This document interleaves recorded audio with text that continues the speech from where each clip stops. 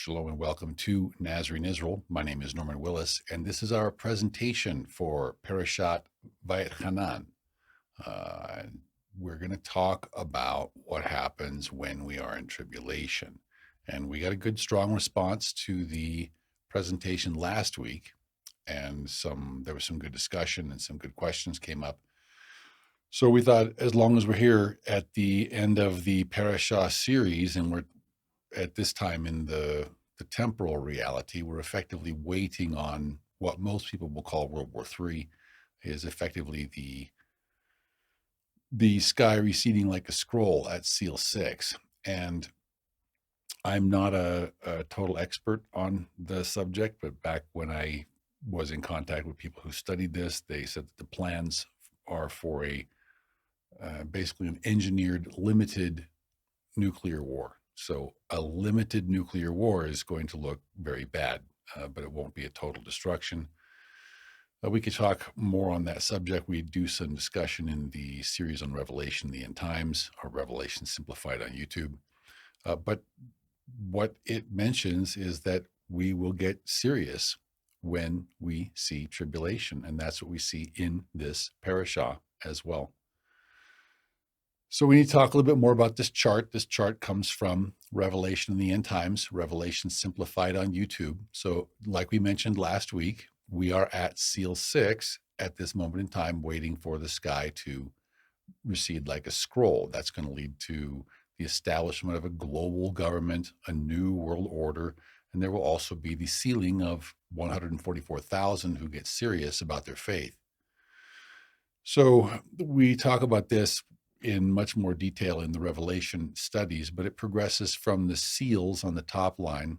Then there's,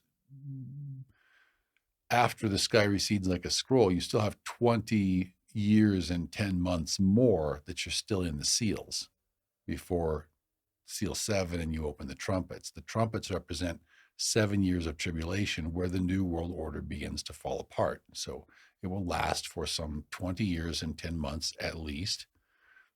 And then it will start to fall apart over 7 years. And the second half is the time of Jacob's trouble.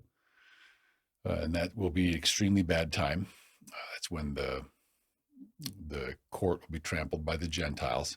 So all that politics remains to be seen. We don't know, we don't know dates. All we know is sequences. And I'll just share this with you. So I used to get a lot of questions myself, and also would get questions on the internet about what's to come in the end times. So I didn't know. So I had to do a deep dive study. Spent, I'm not sure, 5, 6, 7 years on Revelation itself, just what is going to happen in the end times per se.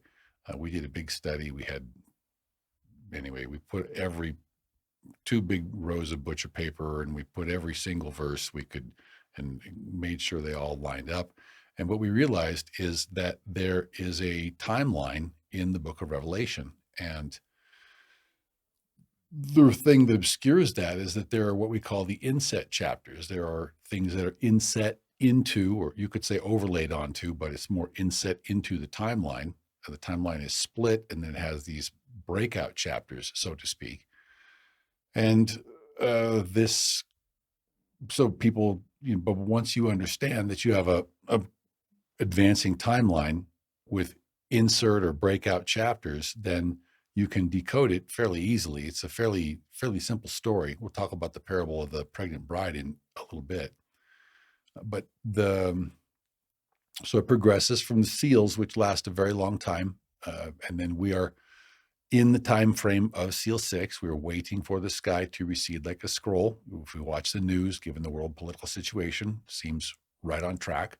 And then after that, 144,000 will get serious. If you'd like to know the rest of the details, encourage you to visit the study on Revelation, the End Times. We're going to talk about it a little bit in this parashah, just because this is when it says we will get serious, is when tribulation comes upon us. So we're going to talk about several themes in this midrash on Parashat Vaetchanan. So Vaetchanan talks about how both houses, Judah and Joseph, are obeying him partially. We're partly his people and we're partly doing our own thing. And that's not good enough. That he doesn't like that. He doesn't want us replacing his word. He doesn't want us knowing what his word is and not doing it. He wants us hearing his voice and obeying his word.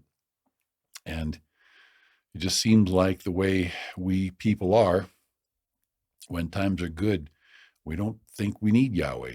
We don't want Yahweh. It's just Yahweh, go away. We built this whole nation on our own power and strength. We don't need you. We don't need your Torah. We don't need to obey the 5 books.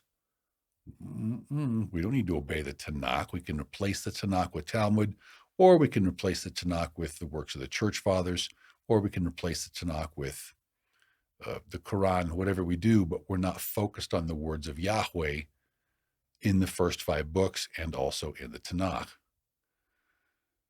So tribulation will come upon us, and the parashah says that we will repent. So from what we see, we've mentioned this before, the tribulation will ultimately lead 10% of Ephraim to realize how high the standards are, to sit down and count the cost and get involved, get active in building his kingdom. And 90% won't make it because they don't. It's the 10% rule. We've talked about it before. 10% came back from Babylon. Josephus says about 10% believed on Yeshua in the first century. And one of the 10 lepers came back to give thanks to Yeshua. It's 1 in 10. It's a tithe. So a tithe of Ephraim will come home. A tithe of Ephraim will decide, hey, you know what? I guess I do love Yeshua. I guess I am going to get active in building his kingdom. And then they become heirs to all the blessings that Yahweh has for those that act because they truly love him. So, of course, he wants to see who's going to be a good bride and who's just there, who's not going to be a good bride. So we need to show him what we would do because, as they say, the best predictor of future performance is past performance. So we need to show him our fruits. We show him good fruits of getting involved and getting active in building his kingdom. Okay, that's Ephraim. For Judah, and then the land of Babylon getting destroyed if you're in the United States. Judah was going to suffer terrible losses in the land. Judah will win, but it will be devastating losses. And then after Armageddon, which is Gog 1, which is the wedding feast, Ephraim will return to the land. We're going to talk about all these things in a midrashic sort of a way. And we're also going to talk about what it says in the portion about how to avoid punishment. And we just think that people, I don't know if they don't see it or they don't want to know it, or I'm not sure what the issue is there. But we've talked about many times before. So Ramban's commentary on Genesis 12 and verse 6, this is a screenshot taken from Sepharia. Whatever has happened to the patriarchs is a portent or a sign to the children. So in other words, history repeats itself. So the things we see in Scripture, it's not cookie cutter, but there's a relation, there's a correspondence between the themes and the patterns that Yahweh has used before and what happens to the children. And that also has to do with the personalities involved. But to get a true perspective on the end times, we need to have a perspective on the beginning because the end can be known from the beginning. So Bereshit, or Genesis chapter 2 and verse 15, Yahweh put us in the garden to tend it and keep it. We've mentioned many times. That's what he's always wanted. He wants a single family that takes responsibility for itself, working together, loving each other, taking care of each other, so that together we can love and serve him and take care of his planet. That's what he wants. That's what he's always wanted. Well, the problem is that people don't like to do that. We want to be sovereign. We don't want to be servants. We want to be sovereigns. So what do? We allow ourselves to be deceived.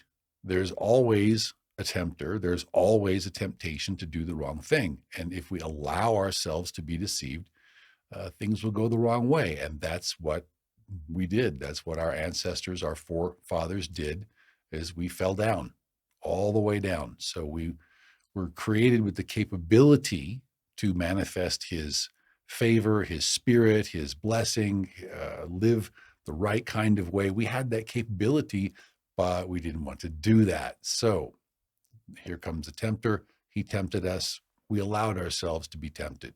We allowed ourselves to become deceived, and we fell down. And Esav is the same way. So Bereshit, or Genesis 25, starting in verse 32, we just see that Esav despises his birthright. He's like, why do I care about my birthright? In context, we're talking about the kingship. In context, we're talking about the millennial kingship. We're talking about organizing the world for Elohim. We're talking about, so Abraham heard Yahweh's voice and obeyed it. So Yahweh had something to work with. So we went from disobedience with Adam and Hava to obedience to, well, we'll talk about it in just a minute. But here we have Esav doesn't care what Yahweh wants. It doesn't matter to him. What's the birthright? What is the kingship? What's the opportunity to lead the world in the way of Yahweh to me? He despised the birthright. He didn't care about leading the world in the way of Yahweh. What he cared about is his belly. His Elohim is his own belly. He just wants to eat, drink, be filled, and go his own way. Well, you can't let those kind of people be king as they are today. So Esav is, however, easily controlled. So as we spoke about before, so the Minnie and Esav, the red horse, are controlled by the Masonic Lodge. The Masonic Lodge, in turn, is controlled by Zerah. So here we have prior Zerahites. So you had, we talked about before, the Sabbateans and the Frankists. So the Sabbateans became the Donmei, and then the Frankists became the Jesuits. So here we have basically Zerah in action, founding the Jesuit order. And here we have the Pope, Francis, current Pope. And there's the master of the second veil or whatever that is. I have no idea. But it's a well-known Masonic hand sign, Napoleon, Marx, many others. So he's controlled ultimately by Zerah. And we'll talk about the levels of control. There's more layers of control. And that's not our main concern. What's our main concern is, what is Esav doing on the world scene? What is his purpose? And we don't know whether it's Zerah or whether it's Esav's just natural inclination. So here we have Pope Francis claiming that all religions are a pathway to Elohim. That's obviously heretical. That's obviously against the Tanakh. That's obviously against the Brit Chadasha. That's obviously not what the word says. But so, again, it's a broader, easier road. You're talking about the Catholic or the Universalist Church. So you think about the Unitarian Universalists. This is even more so, just as broad and easy of a road as you can possibly get. You can be any religion. So sort of makes him a spiritual cheerleader, sort of. But that's Esav. So here he is in red, finally. So usually dresses in white, pretending to be Joseph. He doesn't represent Joseph. He represents Esav, the red horse. So we've got a big, full parashah for you this week. Just want to lay down some groundwork in case you missed the previous parashot, but it's good information, all those. So Bereshit, or Genesis 35, we're talking about, in verse 10, we're talking about our mutual forefather, Yaakov, who was later renamed Israel. We see right here in verse 11 that the two houses are still together. So you've got a nation representing Judah and a company of Protestant Christian nations. So the relationship is right here in Genesis, even as early as Genesis 35. We're talking about the black and the white horses, Judah and Joseph.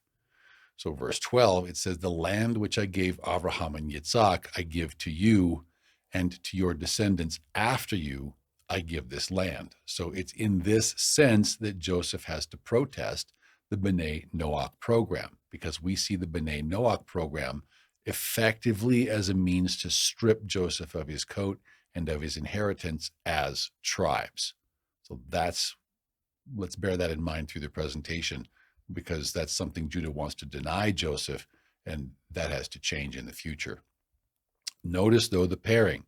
So you have the black horses are going toward the north country. Just want to say a few more things about this.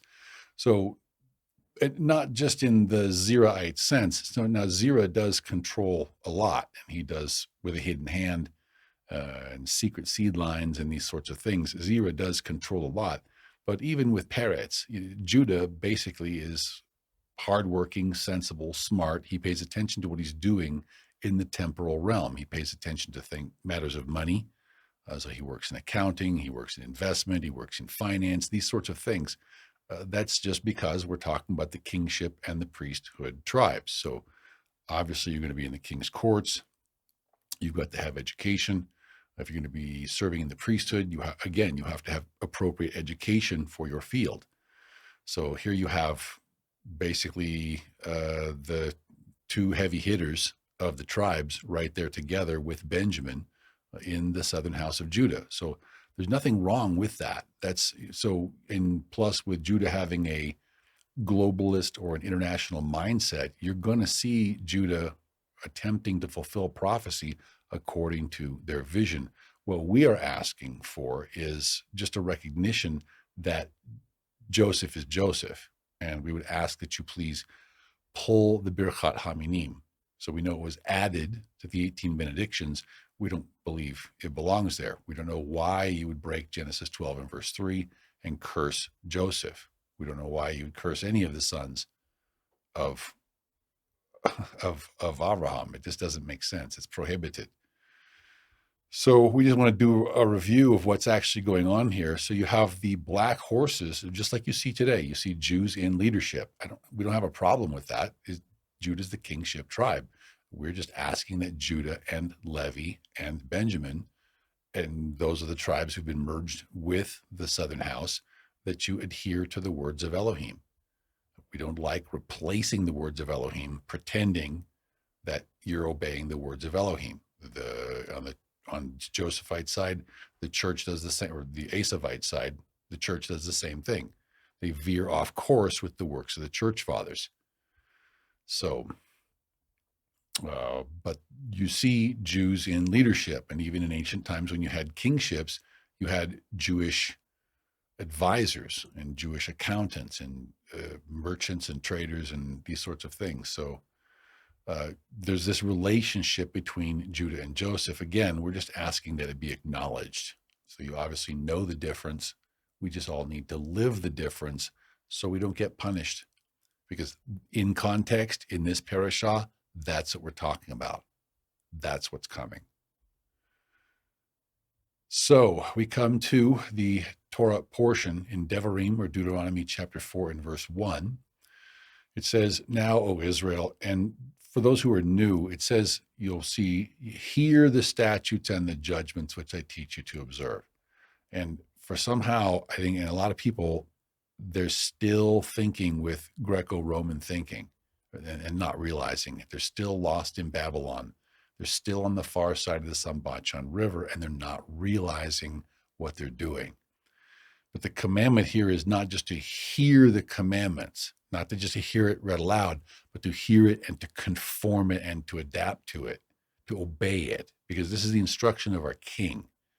And I had someone ask me, someone wrote a question, and it was basically paraphrasing, but it was like, you're mean. Are you ridiculing us? Do you hate us? What are you trying to do? And it's like, that's not it at all. That is not it.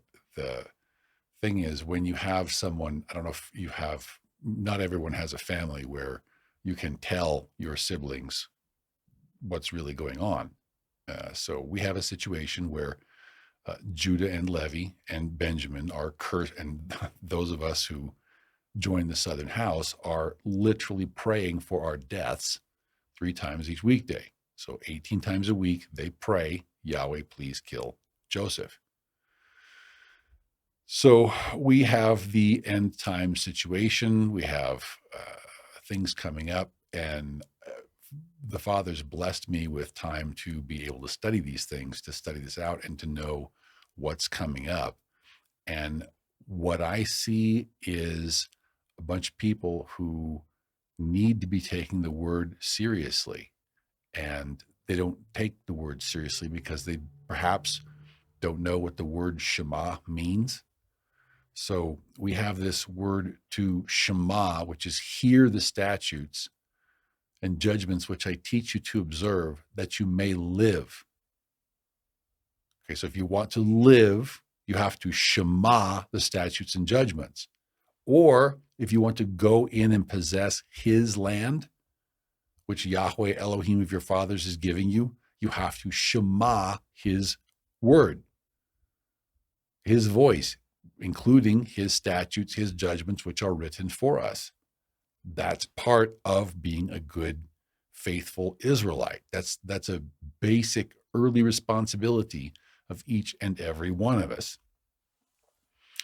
Let's take a look at this word. It's Strong's Concordance, Hebrew 8085. So the root is shama, to hear intelligently. It doesn't just mean you hear it. It doesn't mean it bounces off. It doesn't mean flies through. It doesn't mean rattles around and nothing happens. It means to give attention, to give ear, to take heed, to pay attention. Tishma, pay attention.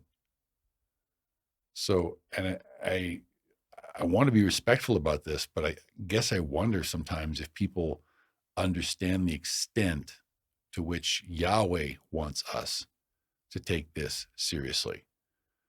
So he is very, if you think about what a king is, I think maybe that's another thing. I don't know that people really understand the concept of a king anymore. It's like we've lived under democracy for so long now, we don't really know what kingship is all about. But in Devarim 4 and verse 2, Yahweh is very clear. You shall not add to the word which I command you, nor take from it, that you may keep the commandments of Yahweh your Elohim, which I command you. Okay, so for Judah and for Levi, okay, Yahweh gives you your authority as the kingship and Levitical priestly tribes. But he doesn't give authority to replace his word. So this is the problem that we have, is that Judah wants Joseph to give up the Tanakh in favor of the Talmud. And Judah, of course, says that the Talmud is the only accurate interpretation of the Tanakh, but we are not able to find a correspondence between the Talmud and the Tanakh. What it seems more to us is that the Talmud seeks to be a replacement, a covert replacement of the Tanakh. That's what it seems like to us. And it is strictly prohibited by verses like Devarim chapter 4 and verse 2. He says, do not add and do not take away. And if you want to keep my commandments, if you want to keep my covenant, if you want to come under my covering, if you want me to take you under my wing, I need you to follow my instructions. If you're going to operate in my authority, I need you to follow my instructions. That's it. And Judah doesn't do that. And Ephraim, for Ephraim's part, Ephraim knows what to do and just doesn't do it. But continuing for Judah, so this is Sepharia, Talmud Tractate Eruvin 21b. It says, new and old commandments, which I have laid up for you, O my beloved Yahweh. The congregation of Israel said before the set-apart one, blessed be he, and continued. Master of the universe, I have decreed many decrees upon myself through the enactments and ordinances of the sages, more than what you decreed upon me in the Torah, which we just read that he said not to change, and I have fulfilled them. These are the new laws which were added to the old ones stated in the Torah. Okay, brothers, how is this not a direct violation? So here, you shall not add to the word which I command you, in order that you may be under my covenant, in order that you may be safe in the end times that are coming up. Would you like to be safe in the end times that are coming up? You need to teach Yahweh's standards, his laws, his decrees, his statutes, his judgments, not make up your own. And that's just exactly what we see here in Tractate Eruvin 21b, is adding new laws to the old ones stated in the Torah. It's a direct violation. So here we continue in Eruvin 21b. It also says, my son, be careful to fulfill the words of the sages, or the Sopharim, even more than the words of Yahweh Elohim, the Creator, in the Torah. For the words of the Torah include both positive and negative commandments. And even with regard to the negative commandments, the violation of many of them is punishable only by lashes. So what we're saying here is, because of Yahweh's great mercy, even if we're disobedient, sometimes he only lashes us because he's so patient with his people. He tries to correct us rather than just killing us for disobedience. He's very patient, very loving with us. But it continues. It says, whereas with respect to the words of the sages, anyone who transgresses the words of the sages is liable to receive the death penalty. So the sages, if you violate their authority, they're just going to kill you. So the words of men are more important than the words of Elohim. This is abuse of authority. This is mission creep. This is corruption of purpose. This is not correct. I don't believe. Okay, right here, you shall not add to the word which Yahweh says. So you're going to join the military. Okay, you're going to, because in effect, I'm effectively a recruiter in a certain sense, because that's what it is. It's a spiritual military order. We already saw you have two kinds of armies. You have your temporal army under the control and direction of the king, and then you have your spiritual army, which should be under the control and direction of the priesthood, if they're not a corrupt priesthood. And if they are a corrupt priesthood, then the prophetic has to step in. So, but it says right here, you shall not add to. This is the commander in chief. This is the king above all kings. This is the field marshal of peace, his father. Don't change my instructions. This is what I want you to do. And what do? Oh, we have to have fence laws. So Yahweh continues, verse 3, your eyes have seen what Yahweh did at Baal Peor, for Yahweh your Elohim has destroyed from among you all the men who followed Baal of Peor. So if you followed Baal of Peor, you were destroyed. However, you who held fast to Yahweh your Elohim, you're still alive today, every single last one of you. And this is how it's going to be in the end times. So if we obey him, he will protect us. If we don't obey him, he will not protect us. Simple. Verse 5, surely I have taught you statutes and judgments, just as Yahweh my Elohim commanded me, that you should act according to them, show fruit, demonstrate fruit, in the land which you go to possess. Verse 6, therefore be careful to observe them, to show fruit, to guard them, to keep them.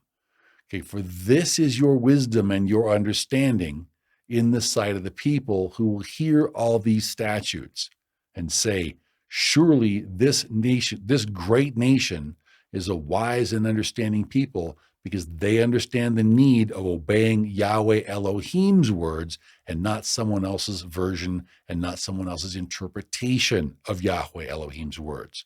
Okay, don't put a filter of the Quran, don't put a filter of the Talmud, and don't put a filter of the church fathers on your interpretation of the Tanakh, or for Muslims, for the Torah of Moshe. Okay, take it at face value for what it says. These are the words of Elohim. If this book is reliable, then we need to be held accountable to it. If it's reliable, then it's for us. Okay, well, this word to guard, so it says, therefore be careful to observe them, to keep them, to guard them. So this word here is Strong's Hebrew 8104. So shamar, so shomer is what we're looking at, but this is the root is shamar. It means to hedge about as with thorns. Okay, we're talking about get your guard dog out, get your barbed wire fence, guard it, protect it, attend to it, take care of it. This is like what you would do. You'd take care of your family. You take heed to the needs of your family. You observe and you preserve the needs of your family. So this is the kind of a thing. This is our wisdom in the sight of the people, is that we obey Yahweh's words and not someone else's version or variation of Yahweh's words. Both houses are guilty of this. Verse 9, only take heed to yourself. That means be careful. That means you can fall down on this. That means there's a temptation here, and you must not fall into it. Take heed to yourself and diligently keep yourself, because it's going to be so easy to violate this and not think that you fall into this trap. Lest you forget the things your eyes have seen, and lest they depart from your heart all the days of your life. And teach them to your children and to your grandchildren, not just so that they know it intellectually, but so that they live it. Verse 10, especially concerning the day you stood before Yahweh your Elohim in Horeb, when Yahweh said to me, gather the people to me, and I will let them hear my words, that they may learn to fear me all the days they live on the earth, and that they may teach their children.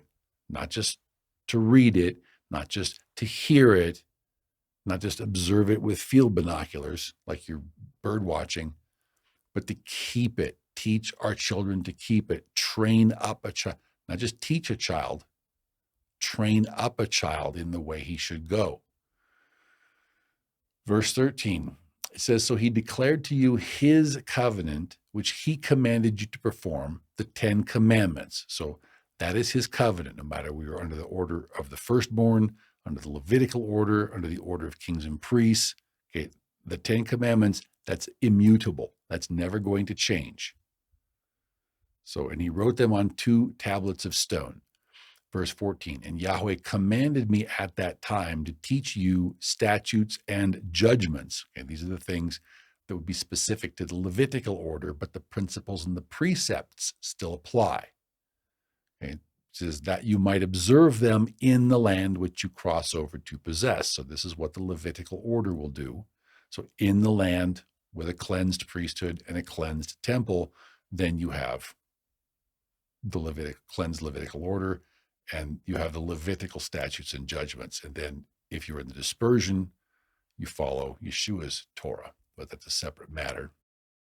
Verse 15, take careful heed to yourselves. Again, it means this is a stumbling block. This is where you can trip up. Okay, you can easily mess this up. You didn't see any form when Yahweh spoke to you at Horeb, Mount Sinai, out of the midst of the fire. Okay, lest you act corruptly and make for yourself a carved image in the form of any figure, the likeness of male or female. And the Eastern Orthodox Church says, oh, it's not a carved image, it's just a painted image. It's just a painted demonic image. Verse 17, the likeness of any animal that's on the earth, or the likeness of any winged bird that flies in the air, the likeness of anything that creeps on the ground, or the likeness of any fish that is in the water beneath the earth. So you have your menorah fish, you have your Christian fish. We know they teem like fishes, but it's not a clean image. Yahweh says not to do it. Yes, Yahweh commands certain commanded images in a temple environment, but he says don't make images for yourselves. This is a big temptation. It's a great big snare for us. It hits both us and our ancestors.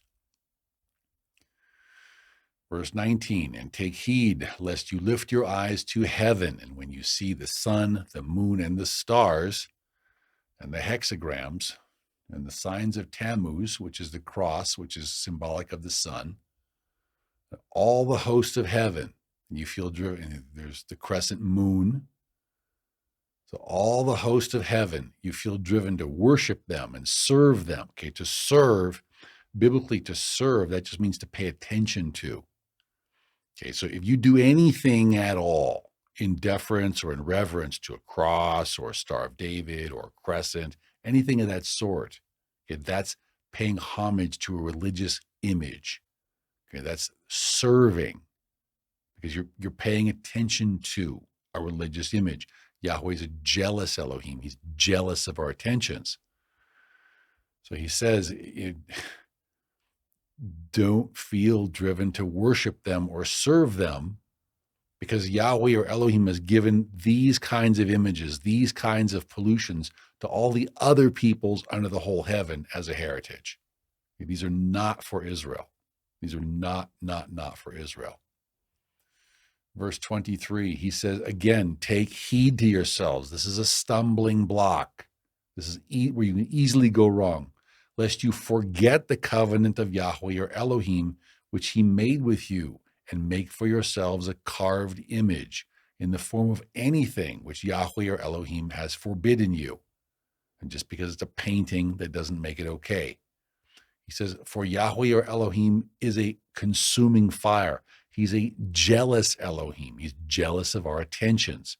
He doesn't want us to put our attentions on some physical object. He's an invisible Elohim. Okay, it's an unnecessary step. It's a pollution. It's a defilement. It's not accurate. Verse 25, when you beget children and grandchildren and have grown old in the land and act corruptly, and make a carved image in the form of anything, like our ancestors used to do, and do evil in the sight of Yahweh or Elohim to provoke him to anger, as our ancestors used to do. And we're just like them. Verse 26, I call heaven and earth to witness against you this day, that you will soon utterly perish from the land which you cross over the Yarden to possess. You will not prolong your days in it, but you will be utterly destroyed because you've put your focus on a physical object or on a 2D or a 3D representation of a created object. Yahweh does not like that. That does not work for him. Verse 27, and Yahweh will scatter you among the peoples, and you'll be left few in number among the nations where Yahweh will drive you. And there you will serve Elohim, the work of men's hands, wood and stone, which neither see, nor hear, nor eat, nor smell. So when you're driven all the way out, verse 29, from there, when it's time, you will seek Yahweh your Elohim, and you will find him if you seek him with all your heart and with all your soul. When you are in distress and all these things come upon you in the latter days, that's when you're going to turn to Yahweh your Elohim and begin to obey his voice again and put him first again and not put the cares and the pleasures of this world before him anymore.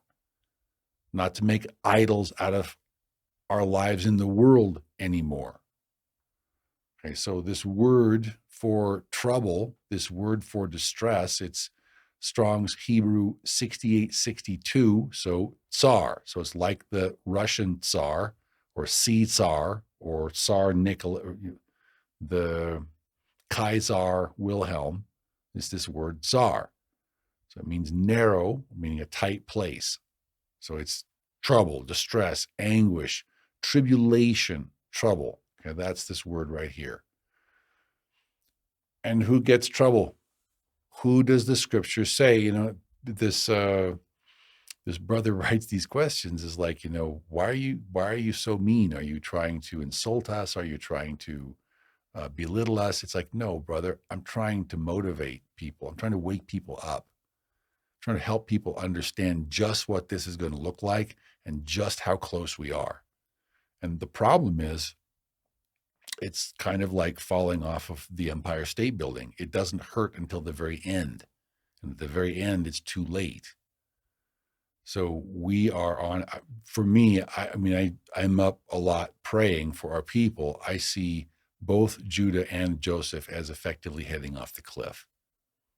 Basically, that's what I see. And I'm in deep prayer all the time about how can we reach the 10% of Ephraim that are supposed to be reached, and how can we reach whatever percentage of Judah is supposed to be reached. How can we hear his voice and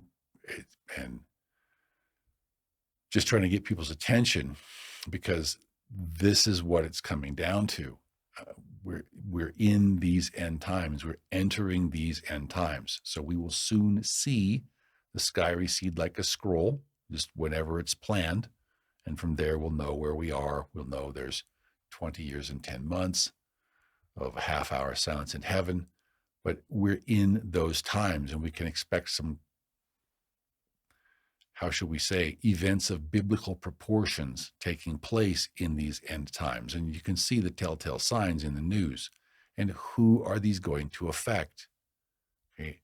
Well, Yohanan Aleph, 1 John chapter 2 and verse 4, says that those people who think that they know him, but they don't keep his commandments, okay, those are liars, and the truth is not in them. Okay, so you know where it says, in that day, many people will come to me and say, Lord, Lord, did we not prophesy in your name? Or even if they say Adon, Adon, did we not prophesy in your name, do many mighty works in your name? And then I will say to them, I don't know you. Depart from me, you who work Torahlessness, because we're not keeping his commands. We're not doing what he said to do. We're not building the kind of world his father said to build. We're not showing good fruits. So we need to talk about this chart. We talk about this more in Revelation, Revelation in the End Times, printed, Revelation Simplified on YouTube. There's way more information than we can go into here. But what I need people to see is, we talk about this in the study, that what Yahweh is effectively trying to do is he's trying to raise disobedient children effectively. We talk about this in the Revelation study, and we encourage you to watch those studies. They're very helpful in understanding how the end times are progressing. There's various levels, there's various things that are going on. Father willing, we hope to talk about those in future studies. But we're continuing on in Deuteronomy 5 and verse 39, says, know therefore this day and consider it in your heart that Yahweh himself is Elohim in heaven above and on the earth beneath, and there is no other. And, I want to say this in a loving and respectful way, but do we know this? Do we understand that Yahweh is Elohim and these are the things that he says he wants? So are we keeping his commandments, or are we just saying we know him, but we're not actually keeping his commandments? So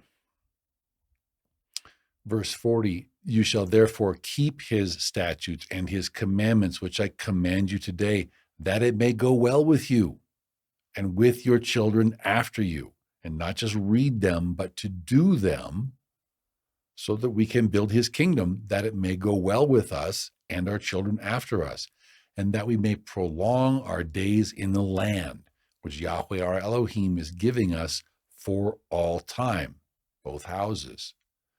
And now verse 44 says, now this is the Torah which Moshe set before the children of Israel. Okay, not the Talmud, not the works of the church fathers, and not the Quran. This is the Torah which Moshe set before the children of Israel. Verse 45, these are also the testimonies, the statutes, and the judgments which pertain to the Levitical order, which Moshe spoke to the children of Israel after they came out of Egypt, which pertain, we're going to have many things coming up in the parashot here, that pertain to life in the land. We're preparing to go into the land, so he's reiterating what's happened in the 40 years, plus what to expect when they come to the land.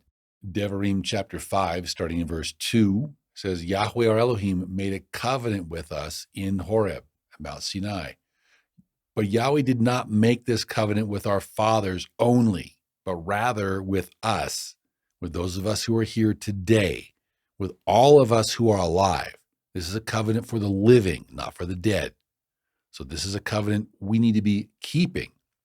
Now, many of the things we can't do in the dispersion, but we can keep the same principles and the same precepts under the order of kings and priests. We talk about that in our other works. We'll talk about that in more presentations as well. But he didn't make this. This is, and I don't think people get this. This is not all in the past. This is for us here today, all of us who are alive. Verse 4, Yahweh talked with you face to face on the mountain from the midst of the fire. And I stood between you and Yahweh at that time to declare to you the word of Yahweh, for you were afraid because of the fire, and you did not go up to the mountain. So he said, Moshe, you go up, you talk to him, and then we'll do it. But then we didn't do it. So you go talk to him because we're scared, but now we don't want to obey. Well, is there going to be a reward for replacing the Torah with our own version, or punishment for replacing the Torah with our own version? Verse 6, he says, I am Yahweh, your Elohim, who brought you out of the land of Egypt, out of the house of bondage. You shall have no other Elohim before me. You also shall not place yourself and your own desires before me, or you're not servants. So no one comes before Yahweh Elohim.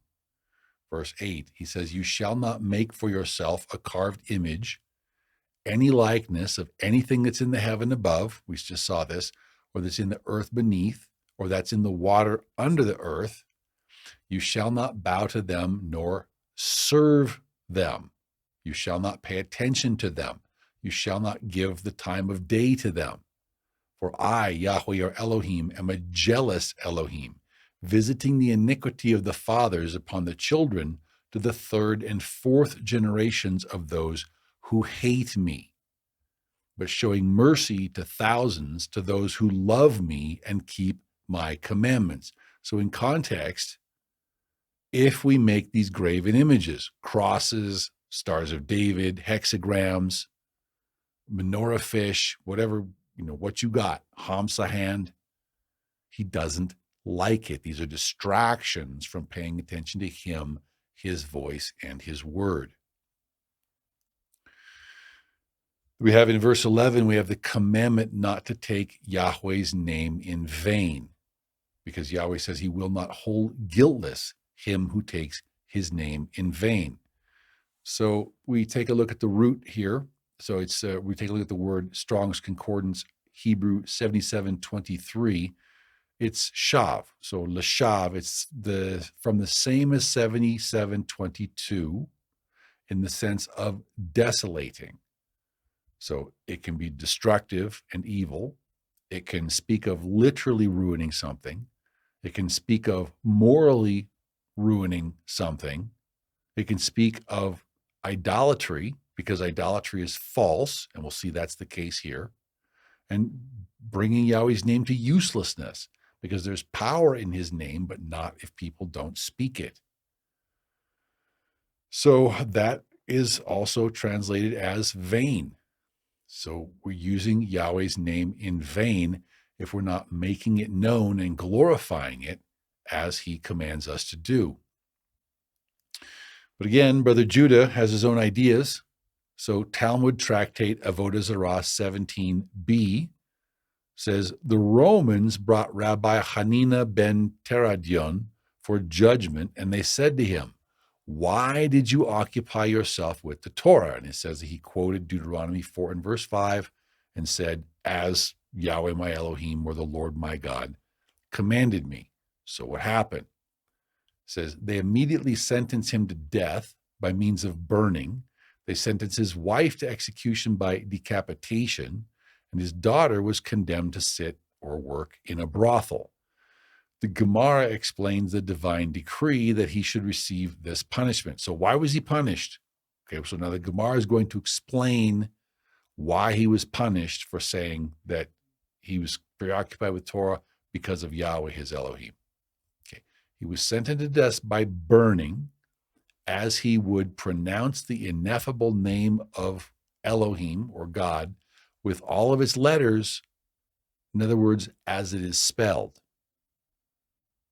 So Yod He Vav He, Yahweh. He pronounced the name Yahweh with all of its letters as it is spelled.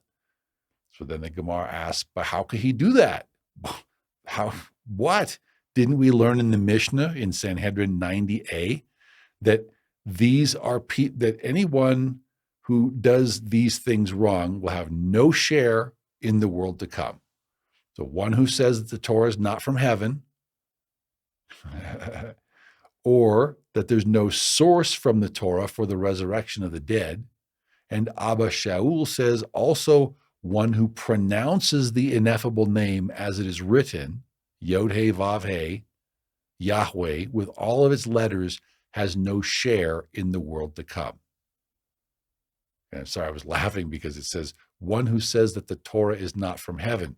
Okay, if the rabbis believe the Torah is from heaven, why are they not keeping it? Why are they not obeying it? Why are they not obeying Deuteronomy 4 and verse 2? It says not to add, not to take away. Okay, so what do we see in the Tanakh? What's the example we have in Tanakh? So Ruth 2 and verse 4, behold, Boaz came from Bethlehem and said to the reapers, Yahweh be with you. And they answered, Yahweh bless you. Boaz has no share in the world to come, where it says that the patriarchs called on the name of Yahweh, they have no share in the world to come. So we see that Israel used to use Yahweh's name as a greeting and a blessing. Okay, now the rabbis say no. It's a complicated history. We don't have time to go into it. But why? Why are we contradicting the word of Yahweh? Why are we deviating from the word of Yahweh? And if we can't answer that question, then how do we expect not to suffer in the day of judgment? So it says, let's take a look again. Chapter 5 and verse 11 tells us, you shall not take the name of Yahweh your Elohim in vain, for Yahweh will not hold him guiltless who takes his name in vain, or lets it lie desolate, or lets it lie in ruins, or who is deceptive or vain with it. He doesn't like that. He will not hold them guiltless. So come to verse 12. Observe Shabbat. Observe the Sabbath day to keep it set apart as Yahweh your Elohim commanded you. 6 days you shall labor and do all your work. Verse 14. But the seventh day is the Sabbath of Yahweh your Elohim. In it you shall do no work, neither you, nor your son, nor your daughter, nor your male servant, nor your female servant, nor your ox, nor your donkey, nor any of your cattle, nor your stranger who is within your gates. So we're talking about the concept of a Sabbath goy. That's a direct violation of Deuteronomy 5 in verse 14. That your male servant and your female servant may rest as well as you. And there's verses in the Talmud that says that the B'nai Noach can't rest at all, can't even take a day of rest, work them to death is the concept. It's a direct violation of Deuteronomy 5 and verse 14. Drop down to verse 32. Yahweh's telling us to be careful to do as he has commanded us, not to turn aside to the right or to the left, not to make up our own laws, not to make up our own ways, not to make up works of the church fathers, not to make up a Talmud, but rather to walk in all the ways which Yahweh our Elohim has commanded us, that we may live. We don't want to live, and that it may be well with us. We don't want it to be well with us, or we don't believe that that's the way it is really. We don't believe that life gets better if we actually truly obey him. He says, and that you may prolong your days in the land which you shall possess. So he's telling us these things are for our blessing. We don't want that. So chapter 6 and verse 3 says, therefore hear, O Israel, and be careful to observe this law, to shomer, to guard, to protect, to hedge about, to attend to this law, that it may be well with you, and that you may multiply greatly, as Yahweh Elohim of your fathers has promised you, a land flowing with milk and honey. So he's the commander. If we believe he's truly in charge, these are his commands. These are his instructions. Do we want to be good troops, good soldiers, or not good troops, not good soldiers? So come to Deuteronomy 6 and verse 4. We break this down in others of our studies. So it says, "Hear, O Israel, Shema Yisrael, Yahweh our Elohim, Yahweh is one." And I have more questions on this from the rabbis and the rabbinical community. It says, if Yahweh is one, how can Yahweh be three? We don't believe the Trinity concept. That's absolutely an addition. That's mystery Babylonian. But Yahweh is clearly more than one. Yahweh is, and yet he's one. How can that be? So we look this word up, is Strong's Hebrew Concordance 259, echad. It's a numeral from 2258, but it means united. It doesn't mean one, like one and only one. It means united. It means unified. It can be in first place, but it means together. Okay, and how do we know that? Okay, so let's look up the root. So, well, perhaps a primitive root, 258, is to unify, but that's where it comes from. So it's one, but it's unified. So it's Yahweh our Elohim, Yahweh is unified. He's one family. He's a unified family. Is your family one? Or how many is your family? Maybe your family, I don't know how many you have in your family. 2, 4, 8, 12, I don't know. But are you one at the same time? That's what's being said here. Yahweh is together. Yahweh is unified. Yahweh has everything together. He doesn't go more than one direction. He goes one way or the other. Okay, he tells us which way to go, and we're not supposed to go right hand or left. That's what it means. So, but at the same time, Yahweh is two. So here we have Bereshit, or Genesis 19, starting in verse 23. The sun had risen upon the earth when Lot entered Zoar. Then Yahweh on earth rained brimstone and fire on Sodom and Gomorrah from Yahweh out of the heavens. Okay, how many Yahwehs we have in this passage? Anybody can't see two Yahwehs in this passage. And yet Yahweh is one. Okay, how can it be like that? How can it be that way? Okay, if Yahweh is one, Yahweh's united, but how many Yahwehs do we have? And how do we get one on earth and one in heaven? We'll talk about that. Verse 5, so we talk about the study manifestation of Elohim. I believe we've got the slide coming up. But, Yahweh is able to manifest however he wants. We can't put Yahweh in a box. So it's like with the three messengers we hope to talk about in the parashot coming up. It's like the three messengers who came to visit Avram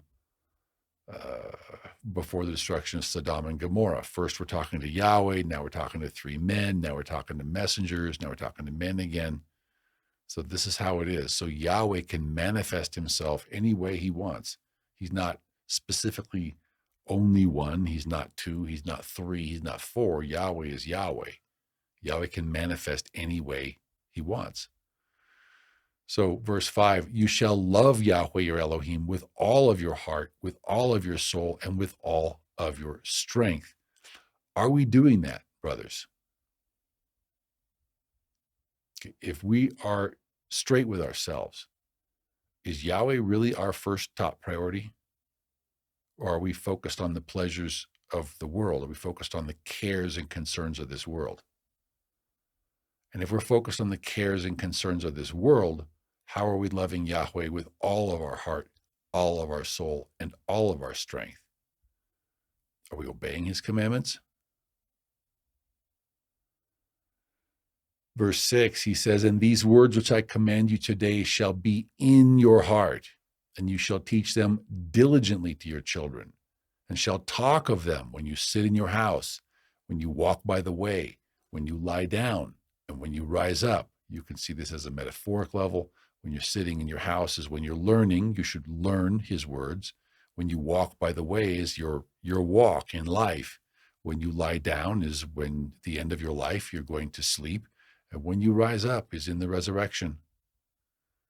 So, but in every phase of life, we should be speaking of his words. We should have these words in our heart. There shouldn't be other things that take priority over this. Now, verse 8, just for brother Judah, it says, you shall bind them as a sign on your hand, and they shall be as frontlets between your eyes. So Judah has tefillin or phylacteries that they like to bind. We have a study, I'm not sure, it's in Nazarene Scripture Studies, I believe volume 5, possibly 4, possibly 6, but we have a study why we don't bind tefillin. So we don't, there's a big involvement of tefillin. We don't believe that Yeshua would have worn it. We don't believe that he approved of it. Basically, there's a relationship between black cubes. So this is the Kaaba, the black cube, and there's a relationship between the hexagram. There's a relationship. So if you look, it's a Wikipedia image on both sides of the tefillin, but this the star of Saturn, also with the hexagram. There's just a Saturn. There's a serious Saturn tie-in, both with the Kaaba and with the tefillin, and we just want to disassociate ourselves from that. So we think basically you're into, I'm not sure whether it would be body talismans or body amulets, but we don't believe that's what is commanded there. So it does say, yes, clearly, verse 8, you shall bind the commandments as a sign on your hand, and they shall be as frontlets between your eyes. It does say that, but what do you do? And we'll see soon, Devarim 10 and verse 16, it says, therefore circumcise the foreskin of your heart and be stiff-necked no longer. So are we going to have open heart surgery there in the wilderness? I don't think so. I think this is speaking in metaphoric terms. We're supposed to see the world through the lenses of Scripture and not to see the world through secular lenses. Verse 9 says, we shall write his words on the doorposts of our house and on our gates. And we agree with that. That's the correct practice right there. What we do not agree with is the standard rabbinical version of the mezuzah. We understand it's a rabbinic intent to honor the commandment. However, as we explain in this study, I believe it's in Scripture Studies 5, but just use the search and type mezuzah. It was a ancient Middle Eastern custom to have amulets, and amulets for your body, amulets for your house, or a talisman for your body, an amulet for your house. And this seems to be an adaptation of that ancient pagan practice. And we don't agree with Brother Judah that Judah has the authority to clean up pagan worship. We believe that's called syncretism. That's exactly what we're prohibiting here.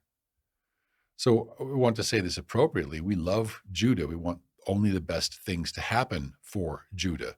But that's what Yahweh's talking about in this parasha, is the need to do things according to his ways, the need to keep his words and not our own words. So we disagree with the mezuzah for the reasons explained in that study. Verse 17, Yahweh says, you shall diligently keep his commandments, the commandments of Yahweh your Elohim, not your own commandments, not your Talmud, not your church fathers, not your Quran, but his testimonies and his statutes, which he has commanded you. And you shall do what is good and right in his sight, in the sight of Yahweh, that it may be well with you, and that you may go in and possess the good land of which Yahweh swore to your fathers to cast out all of your enemies from before you, as Yahweh has spoken, if we will simply hear his voice and do what his voice says to do. That's it. And he will be the one to cast our enemies out from before us. Doesn't that sound a whole lot easier? Doesn't that sound a whole lot safer than trying to do things in our own power and strength, and then depending upon Yahweh to bless us in our own power and strength? Verse 24, and Yahweh commanded us to observe all these statutes, his statutes, to fear Yahweh our Elohim, for our good always, that he might preserve us alive as his people, as his military, as his spiritual military, as it is this day. Then it will be righteousness, keeping the commandments for us, if we are careful to observe all these commandments before Yahweh our Elohim, as he has commanded us. So not part of the commandments, not the part that's easiest, not resting and reading, but keeping all of the commandments so as to do the work of Elohim. So we come to chapter 7, verse 9. It says, therefore know that Yahweh your Elohim, he is Elohim, the faithful Elohim, who keeps covenant and mercy for 1,000 generations with those who love him and keep his commandments. Notice those two things are linked. Loving him and keeping his commandments are always linked. Obeying his voice, that's always linked to loving Yahweh. Verse 10, and he repays those who hate him, meaning they don't keep his commandments, to their face, to destroy them. He will not be slack with the one who does not keep all of his commandments. He will repay him to his face. So now we come to the Haftarah reading. And again, Brother Judah was the one to, we didn't pick this section, but it deals with Brother Judah. So we need to comment on Brother Judah because we want Brother Judah to make it. We want Brother Judah to survive. Both Judah and Ephraim, major changes need to take place if we are to survive.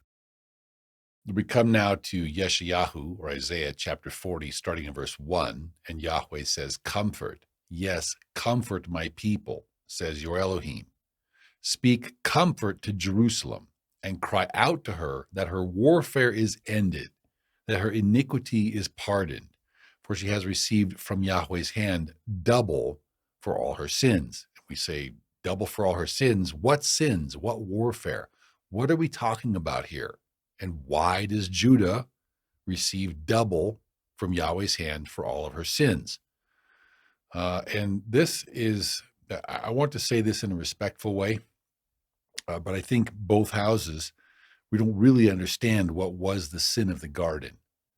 We don't really understand what it was to forego that intimacy with Yahweh, to forego that intimacy of hearing his voice and doing what he says without the necessity of thinking or modifying or changing. So I don't think we understand just quite how much we cost ourselves in the garden. Now, this is when we fell in the garden, we had the capacity to do things in the right way, but we didn't want to make the effort. So just like it was with leaving Egypt, we could have made the trip to Kadesh Barnea in 11 days, but no, we had to spend 40 years wandering in the wilderness. Well, same kind of thing, leaving the garden. So here we have a series of 8 empires that sort of levels or steps that Yahweh would have to lead mankind through in order to help us climb a ladder back up to heaven, so to speak. So first you had Egypt, then Assyria and Nineveh.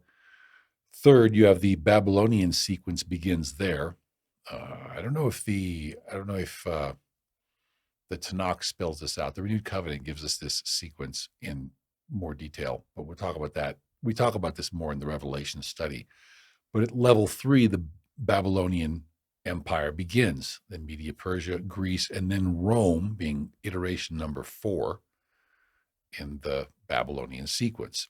We don't have time to unpack the whole thing here, but look at this Babylonian sequence. So here we have Judah, who's still in the head. It's the Babylonian Talmud. So it's the black horse, the black ops horse. So we have Judah's in control because that's Judah's job. Judah is the kingship tribe. So you have Zerah with all his secret undercover networks, and then you also have the money, purse strings, and these sorts of things. And that's appropriate for a kingship tribe. So kingships handle lawyers, guns, and money, and everything associated with that. Then you have a main body of Asaph, this popularly elected system. We're talking democracy here. So this is a democracy originated in Babylon anciently. So you have sort of the black horse elites up top with a red shield, if you will, that shield them from the two legs of the Roman statue. So you have Joseph, who should be white, but he's still tainted red from Asaph, so we call him the pink horse. And then you have Ishmael, who is the green horse, was dappled, but now is green or chloros. And he represents, it's a complex scenario here. This is a simplified picture, but Ishmael then is represented by the clay. So you have the feet of iron and clay, and the iron and clay don't mix. Well, come to Daniel 7 and verse 7. He says, after this I saw in the night visions, and behold, a fourth beast, symbolizing Rome, dreadful and terrible, exceedingly strong. It had huge iron teeth. When you see iron, think of Rome. It was devouring, breaking in pieces, and trampling the residue with its feet. So it's breaking down the whole world. Okay, and we're going to see this atomization, especially of the body of Mashiach, because the old systems have to be broken down in order for the true faithful to leave the old system, which is being broken down, so that Mashiach's body can be reformed correctly and Israel can be renewed. So this fourth dreadful beast with iron teeth is devouring, breaking in pieces, trampling the residue with its feet. That's what we see all in the news. It was different from all the beasts that were before it because it's partly a spiritual beast. You can't see it. You can see the effects, but you just can't see it. You can see traces of it. And it had 10 horns or 10 powers. So this is what happened when we fell in the garden. So we had the ideal situation. All we had to do was love each other, take care of each other, grow and develop a system to take care of each other as a family so that we could together worship and serve Elohim. That would have been perfect. But we didn't want to do that. We had the capability to do that, but we didn't want to do that. That was too much work. So we fell. Right away we fell. So down we go. And then from there, it's the warfare pathway. We have to find our way back as if we're climbing a ladder back up to heaven. So first we have Adam and Hava. So Adam and Eve, but Adam and Hava, they fell because they didn't want to obey. Then we had Noah, who did obey in order to save himself and his family. Okay. Well, then it starts to get harder. It's like a higher hurdle. It's like another rung. You have to climb another level on the ladder. So now you have Avram, who it cost him to obey. So Noah, he benefited. He was ridiculed for a long time, but he benefited in that him and his family were saved. With Avram, it cost Avram. He had to leave his home and his father's house. There was a higher or greater level of sacrifice involved. So then he became Avraham with the binding of Isaac. So he proved his faithfulness that he would submit his flesh to the Spirit. So now he becomes Avraham, the father of many nations. Now you have Moshe, represents even another level of sacrifice. Moshe had to lead people who didn't care about him and just took him completely for granted for 40 years. Never did get to go inside the land. And he was given the opportunity that we would be wiped out and Yahweh would start over with him and his seed. And he said no. So he made self-sacrifice. And that's one of the big differences between the Judeo-Christian way and other ways is the level of self-sacrifice. Talk about self-sacrifice. So here we have Yeshua is the next level. And from Yeshua, and Yeshua in one way is the peak, but he expects us to continue on through the millennium. There will be a millennial Nasi, who we'll talk about the millennial Nasi later.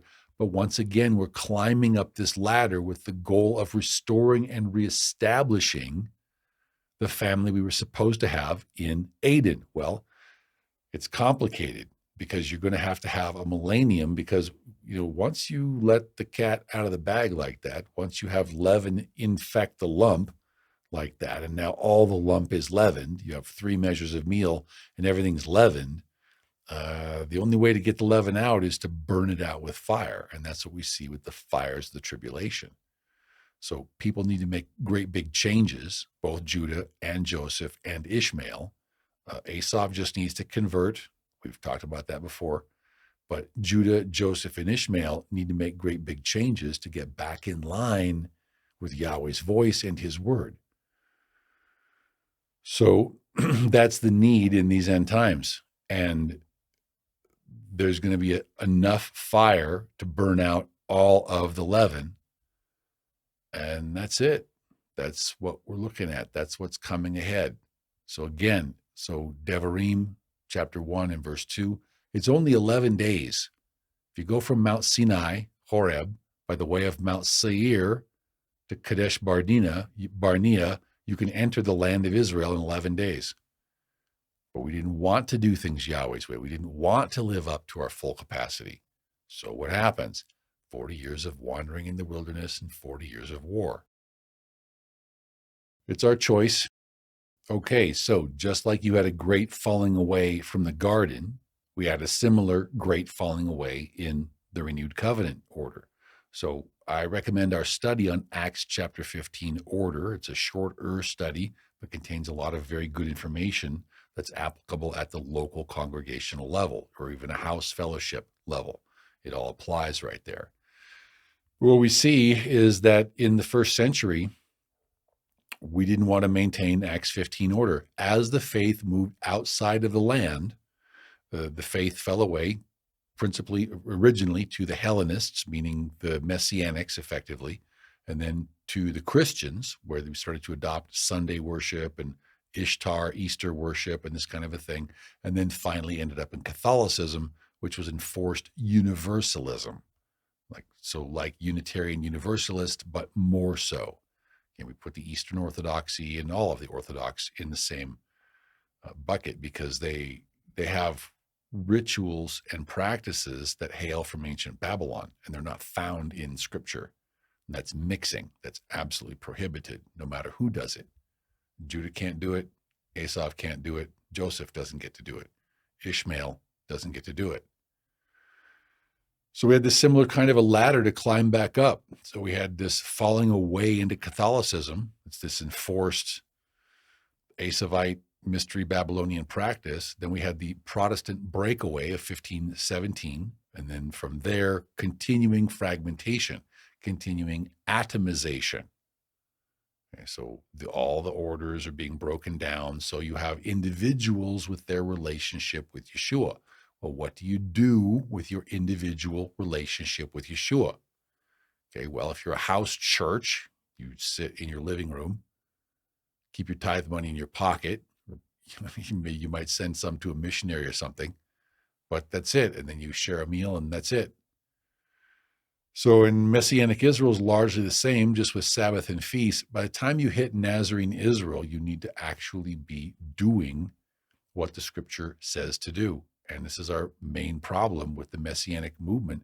That's why we see them as Esau, and that's why we take such great care to differentiate ourselves from the Messianic movement with respect to some of the people in there, the 10% that eventually will wake up and realize that they need to take hold of their inheritance and not despise their inheritance like Esau despised his inheritance. Yeshayahu 40 and verse 3 says, the voice of one crying in the wilderness, prepare the way of Yahweh, make straight in the desert a highway for our Elohim. So the symbolism, the imagery is fairly obvious.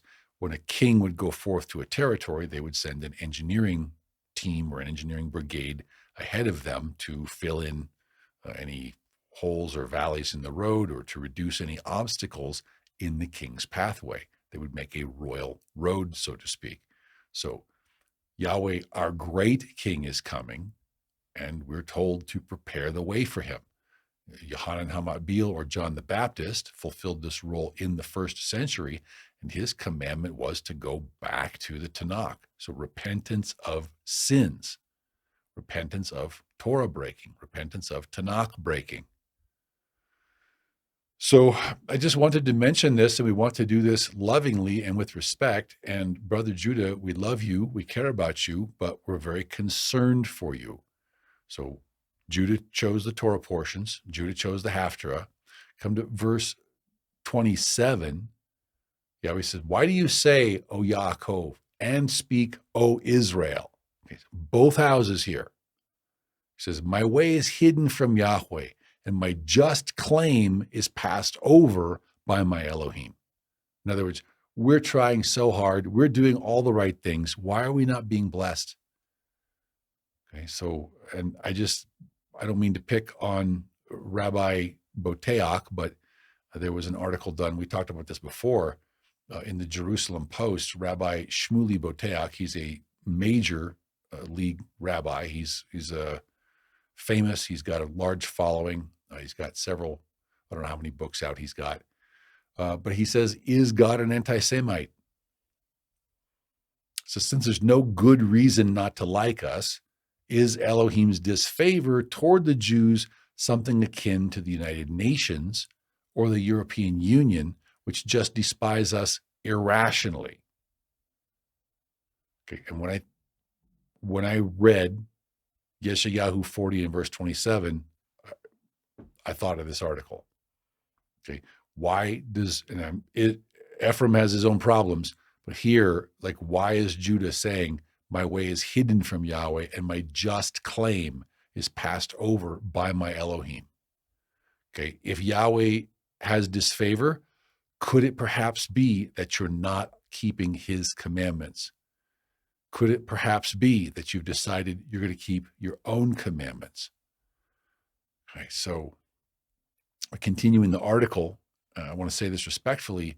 It says, yes, Elohim promised Judah an ingathering of the exiles, that's true, and while the Messiah has not yet come, that's false, with the miraculous state of Israel, that has largely occurred. That is not true at all. There's nothing like the numbers you're going to see coming up. But October 7th shattered the founding principle of a Jewish state.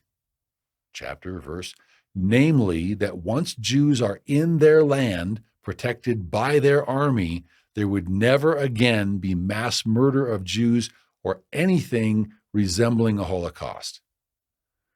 And with respect, I know that there are a great many people who follow Rabbi Boteach and consider him to be an authority. My question with respect would have to be, are we paying attention to the Tanakh or are we paying attention to the Talmud? So the article continues. He says, and to those who say that we Jews are sinful and don't keep the Torah, says, give me a break. Okay, well, no, we're going to have to discuss this. There is no nation on earth so faithful to the Talmud as the Jews. There's no nation on earth so faithful to their own version of what they should be doing in Tanakh as the Jews. Okay, even after Auschwitz, we continue to put on tefillin, which we don't agree is a command, eat kosher, which is different than Levitically clean, and send our kids to Jewish day schools. I agree. Cultural education in the Hebrew way is a great benefit. That's a good thing to do. No nation on earth has even approximated the loyalty of the Jews to Elohim.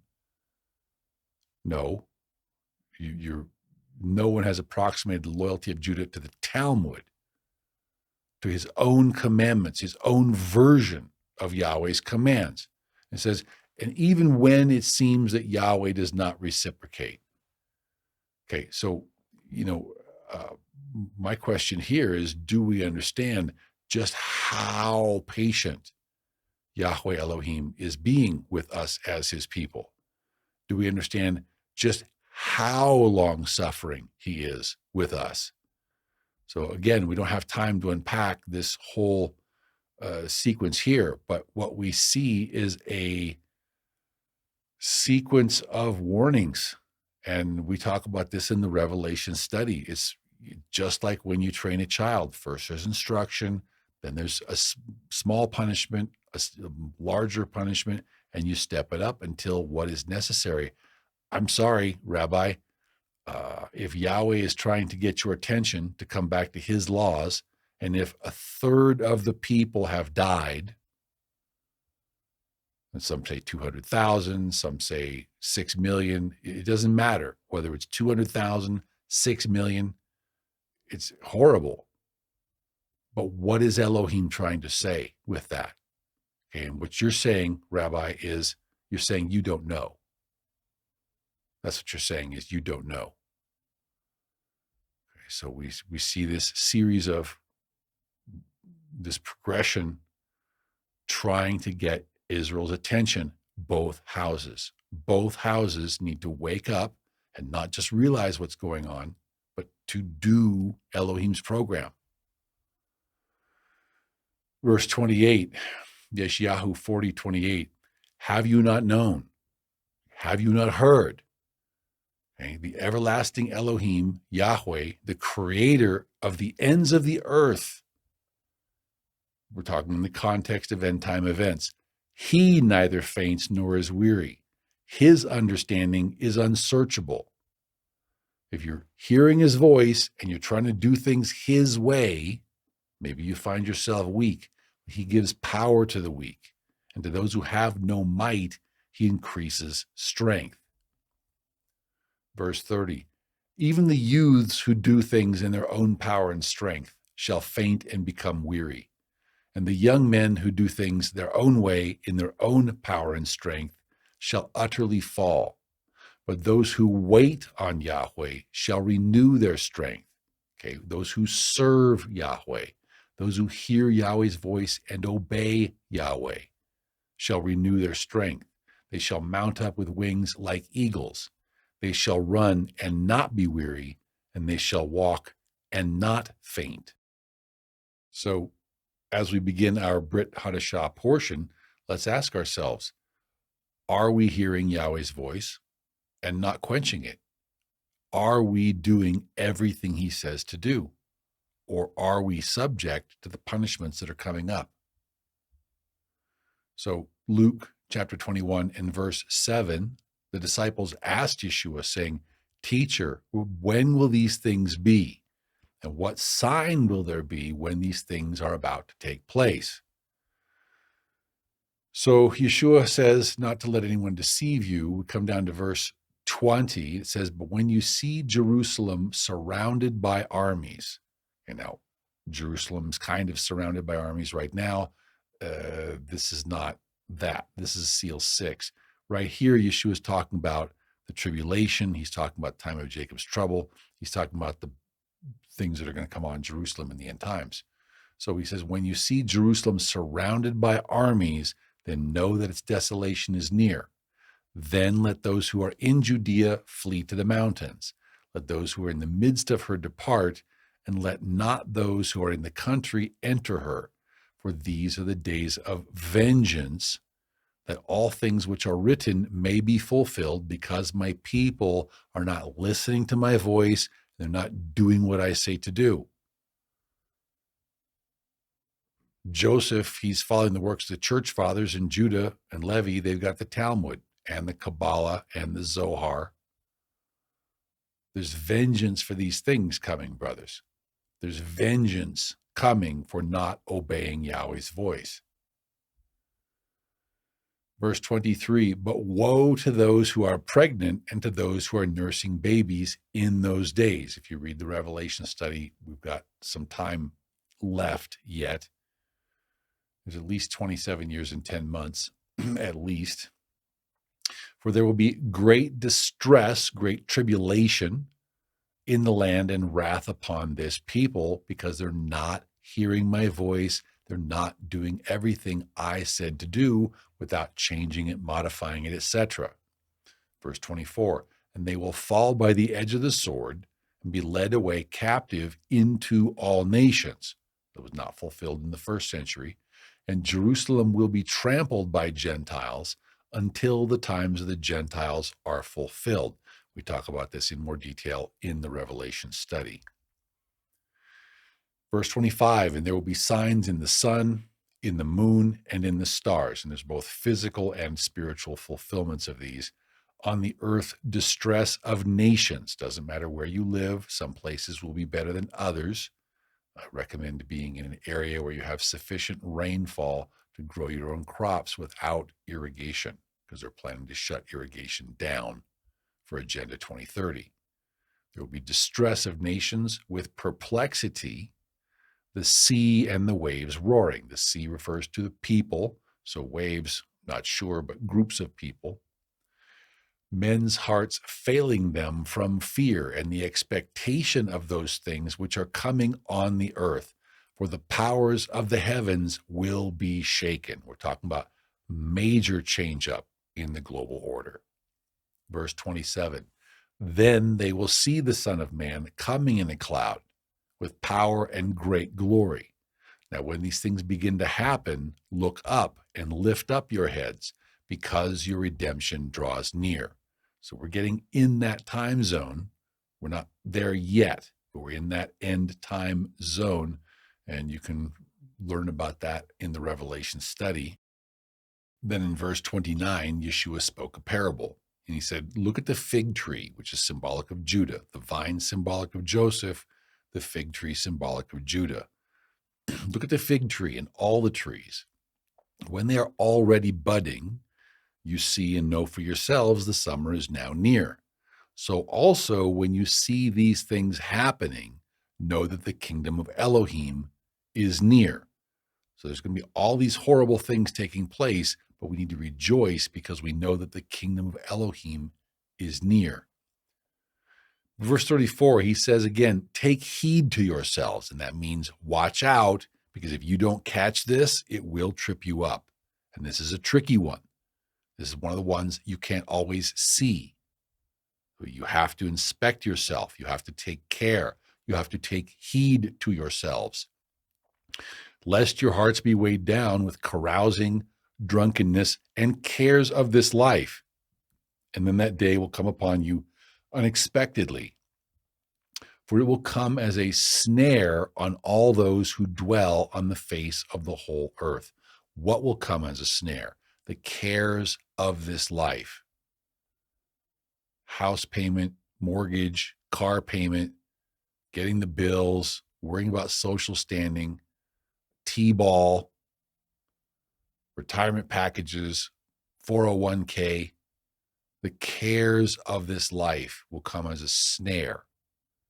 Take heed, you're not caught by the snare. Verse 36, he says, watch therefore and pray always that you may be worthy, counted worthy to escape all of these snares, all of these cares of this world that get in the way of ministry, that you're counted worthy to escape all these snares that will come to pass and to stand before the Son of Man. Because to stand before the Son of Man, that's what you have to do. You have to overcome the cares of this world. You have to go beyond the cares of this world to where what you care about is helping establish Elohim's kingdom.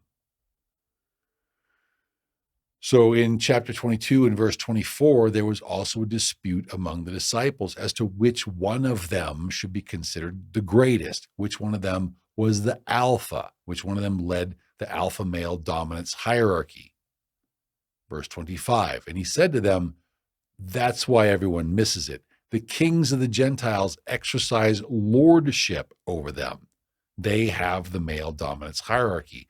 And those who exercise authority of them are called benefactors. Joke. Verse 26, but it shall not be so among you. On the contrary, he who is greatest among you, let him be as the lesser or as the younger. And he who governs, let him be as the one who serves. There needs to be that much love and that much respect. He says, for who is greater, he who sits at the table or he who serves? Is it not he who sits at the table? Yet I am among you as the one who serves. I am the one looking to see what the needs are and how can we establish a training program to put mankind back on track to establish the kind of garden environment Elohim wants for his planet. That's what he's doing. He's here. He's leading from the front. He's troubleshooting the problem. Verse 28, but you are those who have continued with me in my trials, not just read about the trials, continued with him in his trials, have helped to establish Yeshua's kingdom.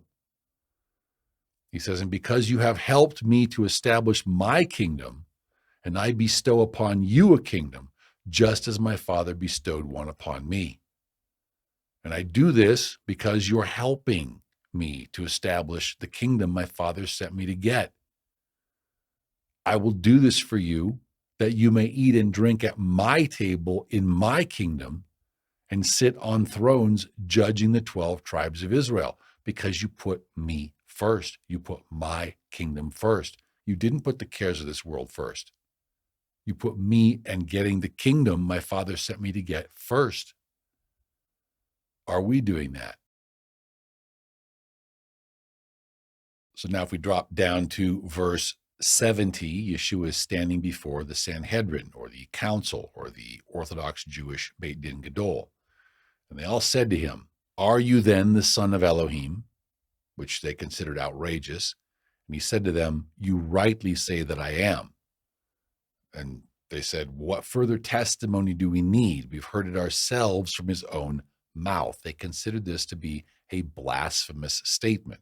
And we're going to see plenty of parashiot coming up where Judah misinterprets what's said in the written Torah. And if you misinterpret it in that way, then yes, it would seem like a blasphemous statement. We're going to see it's not a blasphemous statement. So as we saw before, but we're going to go deeper, here we saw in Wikipedia, we talk about the Edict of Cyrus. So King Cyrus gave a famous edict, and it says the Edict of Cyrus usually refers to the biblical account of a proclamation by King Cyrus the Great, the founding king of the Persian Empire in 539 BCE. Okay, so now Judah makes the assumption that King Cyrus both issued the decree and fulfilled it in spirit some 483 years later. Okay, I don't understand how that can possibly happen. You can't issue a prophecy and then be the one to fulfill it 483 years later. In the first place, how long did he live? Okay, so, but continuing, so we come to Daniel chapter 9 and verse 25. He tells us how to find out which one of the three starting dates is the correct one to count from. So he says, know therefore and understand that from the going forth of the command to restore and rebuild Jerusalem until Mashiach Nagid, until Messiah the Prince, there shall be 7 weeks and 62 weeks. The street shall be built again, and the wall, even in troublesome times. Okay, so we take the 7 weeks, and that's 7 weeks of years, that's 49 years. The 62 weeks of years is 434 years. We add those together, we come up with the solution that Mashiach Nagid would come 483 years after one of the three commandments to restore and rebuild Jerusalem were given. But which one? Okay, well, Orthodox Judah's position is that the Edict of Cyrus serves as the start point. So it was given in the year 3221, or convert that to 539 BCE, plus or minus. So adding 483 years means that Mashiach Nagid should have come at 3704 or 56 BCE, except we didn't see anyone come then.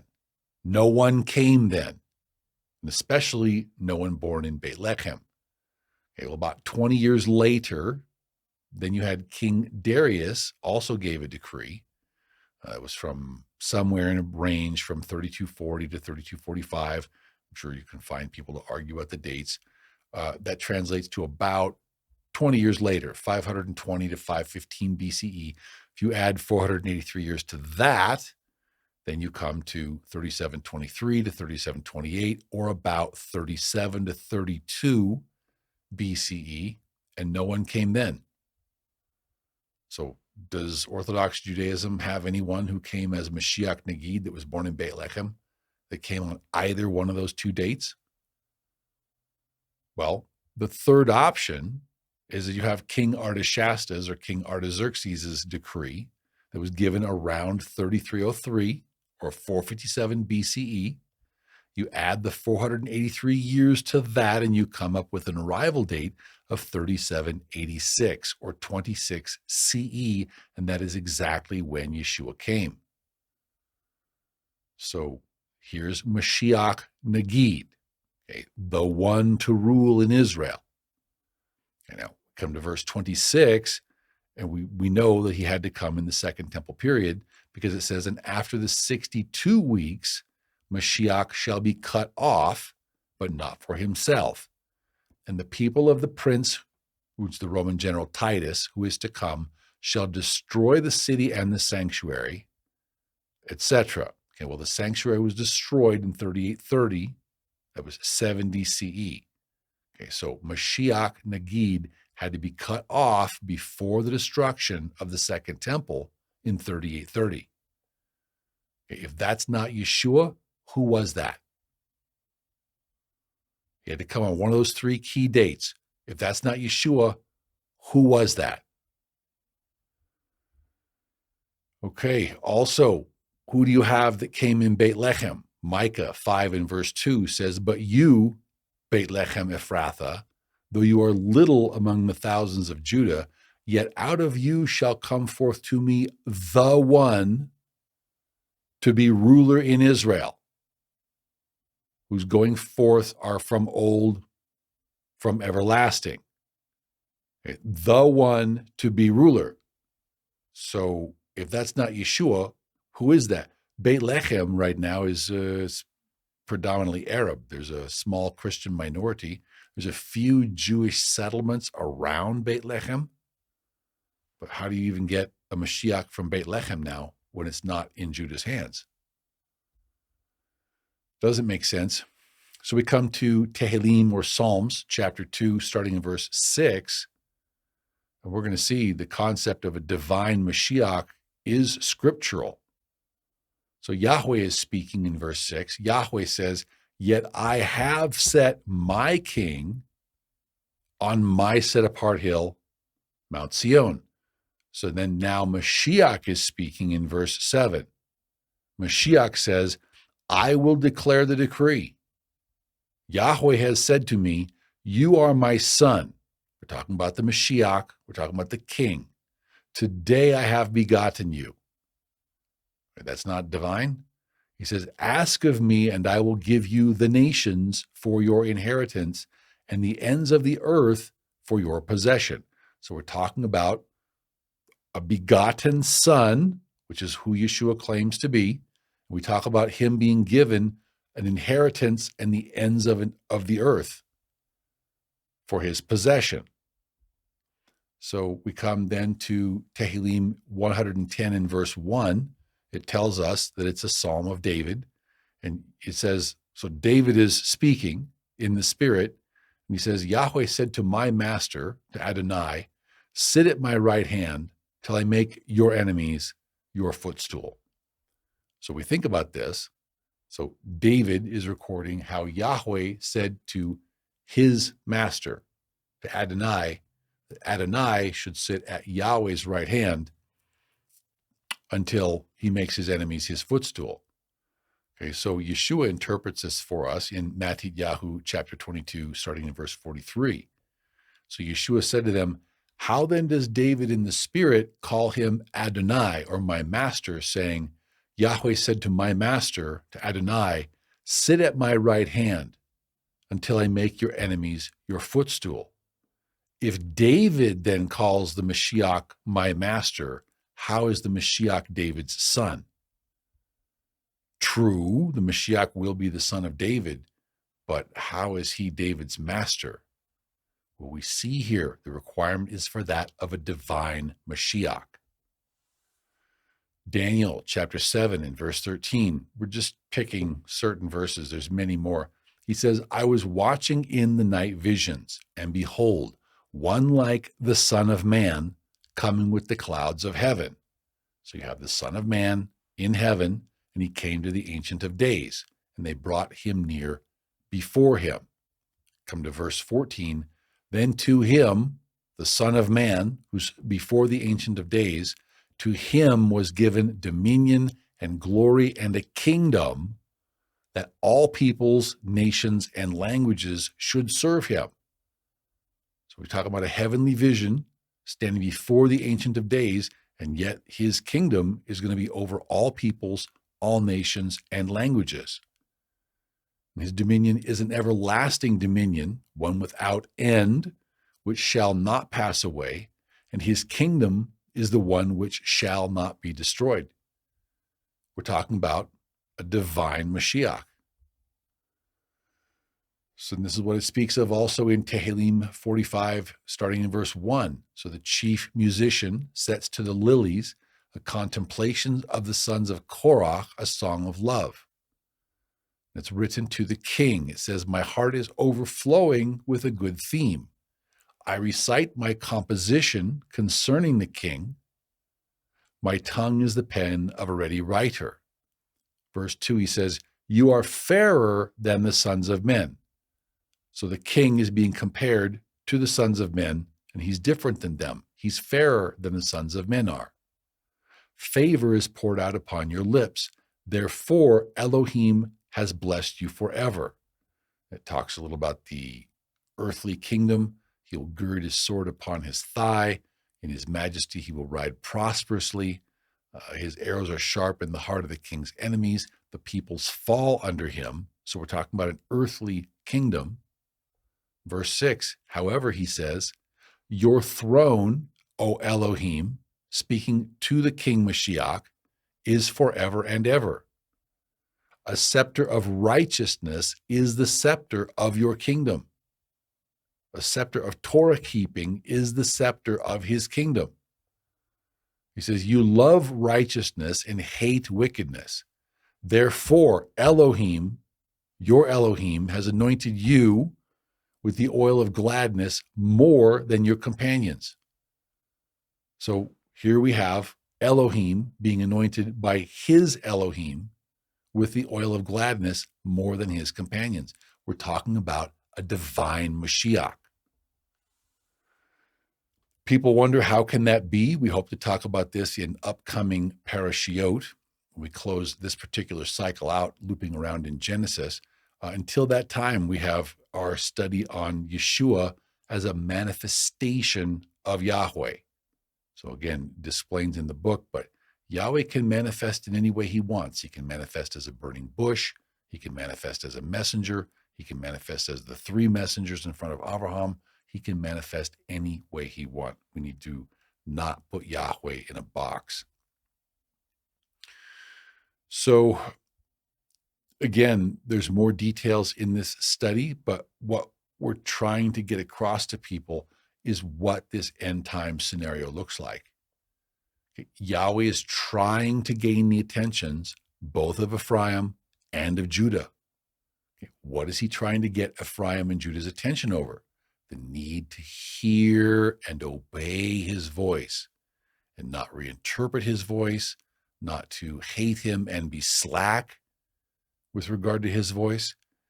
And I hope I will say this appropriately. We've had a number of people have made comments, and we had some people accuse us of being mean because we're being so direct. Well, one thing, I'm autistic, so direct is the only way I know how to communicate. But another thing is, I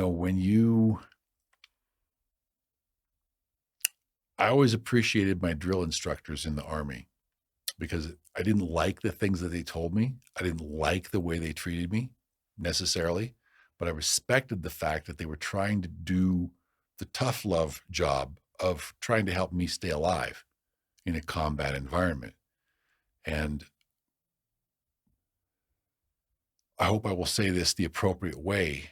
What we see here is a lot of people not taking into account just how serious this end time environment is going to be.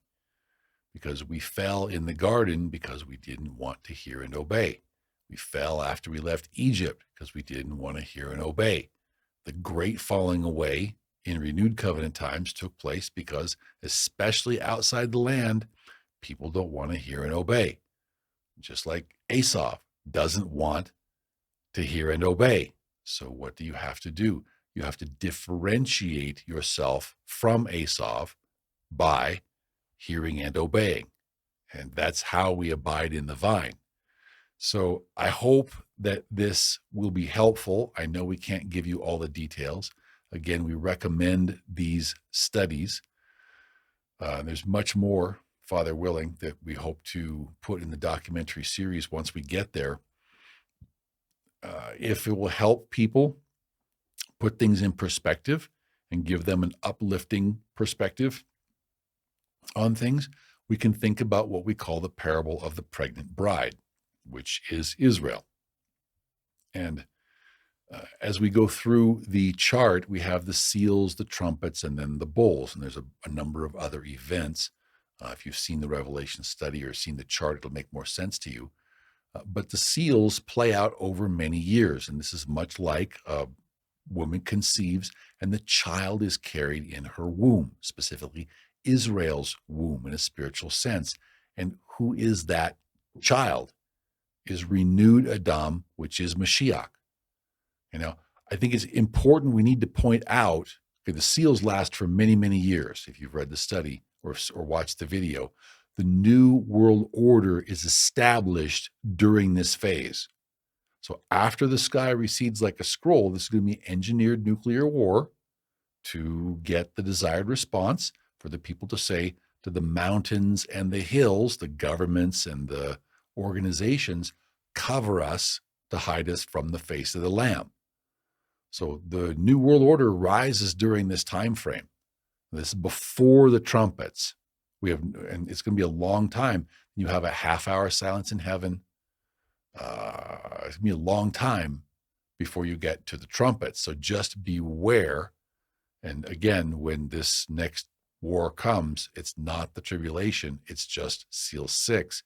When you finally get to the trumpets, you're going to have 7 years of tribulation. And these are symbolic of the woman's cries of labor.